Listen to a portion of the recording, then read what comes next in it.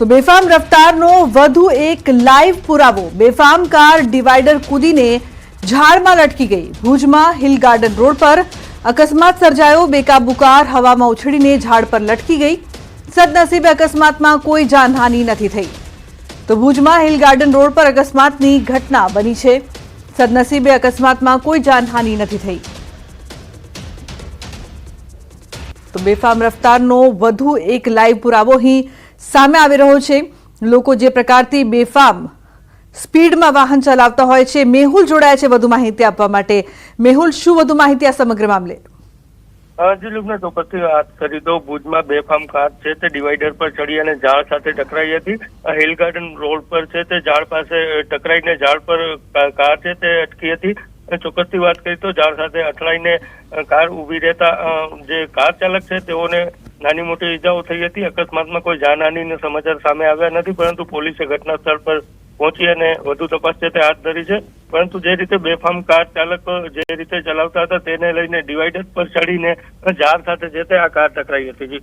જી બિલકુલ મેહુલ, આભાર સમગ્ર માહિતી બદલ। તો ચોટીલા પાસે માલિયાસણ પાસે ટ્રક અને રિક્ષા વચ્ચે અકસ્માતમાં જામનગરના 3 લોકોના મોત નીપજ્યા હતા।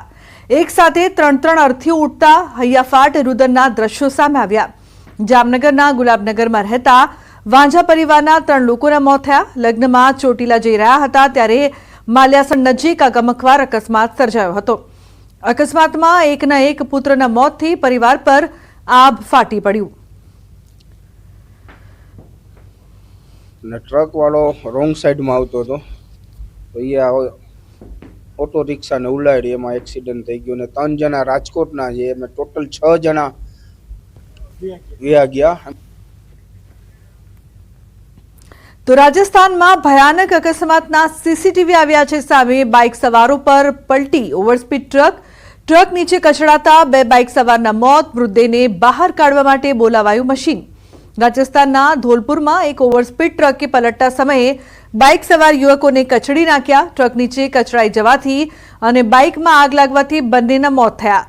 હાઇડ્રા મશીનની મદદથી ટ્રકને હટાવીને બંનેને બહાર કાઢવામાં આવ્યા હતા। અકસ્માતની ઘટના અને હચમચાવતા સીસીટીવી સામે આવ્યા છે।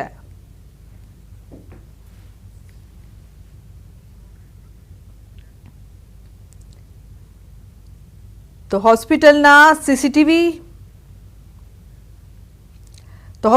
સીસીટીવી હેક કરીને વાયરલ કરવા મામલે વધુ એક આરોપીની સાયબર ક્રાઇમે ધરપકડ કરી છે। ઝડપાયેલા આરોપી રોહિત સિસોદિયાએ રાજકોટની હોસ્પિટલના સીસીટીવી QR કોડના ફોર્મ સોશિયલ મીડિયા પર વેચ્યા હતા। આરોપી મૂળ દિલ્હીનો રહેવાસી છે અને લેબ ટેકનિશિયનનો અભ્યાસ કરીને બ્લડ સેમ્પલ કલેક્ટ કરવાનું કામ કરે છે। છેલ્લા 9 મહિનાથી તે ટેલિગ્રામની મદદથી વિડીયો વેચવાનું કામ કરતો હતો। આરોપી 2-3 હજારના સભ્યો ધરાવતા 2 ટેલિગ્રામ ગ્રુપ ચલાવતો હતો। તેણે હોસ્પિટલના વિડીયો 800 થી 2000 રૂપિયામાં વેચ્યા હતા। આ કેસમાં અત્યાર સુધીમાં સાયબર ક્રાઇમે પરિત ધામેલિયા અને રાયન પરેરા નામના 2 હેકરો સહિત કુલ 7 આરોપીઓની ધરપકડ કરી છે। આ આરોપીએ ડીએમએલટીનો અભ્યાસ કરેલો છે ને હાલ પોતે ઘરે ઘરે જઈને જે lab connection blood samples connect કરતા હોય છે એમનું એ કામ કરતા હતા। અત્યાર સુધીમાં જે મેઇન આરોપ જે અમારી તપાસ છે એમાં સીસીટીવી હેકથી લઈને એમને QR કોડમાં કન્વર્ટ કરી અને વેચનાર અને એમને અલગ અલગ સોશિયલ મીડિયા પ્લેટફોર્મ પર અપલોડ કરનાર એ બધા આરોપીની અત્યાર સુધીની ધરપકડ થઈ ગઈ છે અને અમે આ બધા 7 આરોપીઓ અત્યારે અમારી પોલીસ કસ્ટડીમાં હોય એની પૂછપરછ કરી રહ્યા છીએ।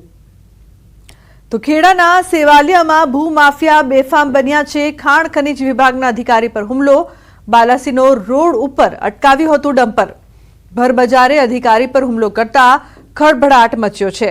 ખાનગી વાહનથી ચેકિંગ કરવા ગયેલા અધિકારી પર હુમલો। ચેકિંગનું કહેતા જ વાહન માલિક આવી પહોંચ્યો હતો ઘટના સ્થળે।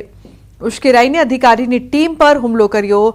રેતી, મેટલ અને માટી ખનન ચાલતું હોવાનું સામે આવ્યું। એક ઇસમના નામજોગ અને અન્ય કેટલાક લોકો સામે ફરિયાદ નોંધાઈ છે। હજુ ખાણ ખનીજ વિભાગની તપાસમાં મોટા પાયે ખનીજ કૌભાંડ નીકળી શકે છે। તો વડોદરામાં વધુ એક દુષ્કર્મની ઘટના સામે આવી છે। ગૌરવ વિસ્તારમાં કિશોરી સાથે દુષ્કર્મની ઘટના બની। 61 વર્ષના આધેડે આચર્ય દુષ્કર્મના આરોપીની પોલીસે કરી છે ધરપકડ। આરોપી અને પીડિતા એક જ વિસ્તારમાં રહેતા હોય એકબીજાને ઓળખતા હતા। કિશોરીને જાનથી મારી નાખવાની ધમકી આપીને અવારનવાર આચર્યું દુષ્કર્મ હોવાનું સામે આવ્યું। પોલીસે આરોપીને કોર્ટમાં રજૂ કરીને રિમાન્ડ મેળવવાની તજવીજ હાથ ધરી છે। પોલીસ સ્ટેશનને સૂચના મળવાથી જાણ થવાથી તરત જ પોલીસ સ્ટેશને એમની નોંધ લઈ ગંભીર નોંધ લઈ અને ફરિયાદ દાખલ કરવામાં આવેલી છે। સદર ગુનાના કામે આરોપી જે છે એમને સ્થાનિક પબ્લિક દ્વારા થોડી હાથાપાઈ થવાથી એમને દવાખાને સારવાર અર્થે મોકલેલ હતા અને એમને પોલીસ દ્વારા અટક કરવામાં આવેલ છે। તો બીજી તરફ ભાવનગરમાં વધુ એક દુષ્કર્મની ફરિયાદ। 16 વર્ષની સગીરાને મજૂરીની લાલચ આપીને દુષ્કર્મ આચરવામાં આવ્યું। સગીરાના દાદીએ નોંધાવી ફરિયાદ। પોલીસે એક આરોપીની કરી છે ધરપકડ, જ્યારે એક શખ્સ ફરાર। પાલીતાણા રૂરલ પોલીસમાં પોક્સો સહિતની કલમ હેઠળ ગુનો દાખલ કરાયો છે।